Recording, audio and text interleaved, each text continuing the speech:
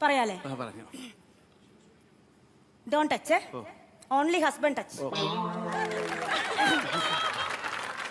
യോ പറയാ, ഈ കല്യാണം എന്ന് പറഞ്ഞു കഴിഞ്ഞാൽ കേവലം ഒരു മഞ്ഞ നൂലിൽ കോർക്കുന്ന ഒരു താലിയല്ല. അല്ല, അതിനൊരു പവിത്രതയുണ്ട്.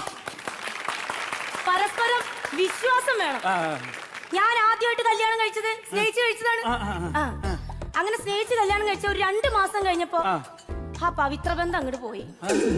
അദ്ദേഹം മദ്യപാനിയായിരുന്നു. എനിക്കത് അഡ്ജസ്റ്റ് ചെയ്യാൻ പറ്റില്ല, വിട്ടു. പിന്നെ ഇതൊരു പവിത്ര ബന്ധമാണല്ലോ എന്നോർത്ത് തുടർന്നു ഞാൻ 2ാമതൊരു കല്യാണം കഴിച്ചു.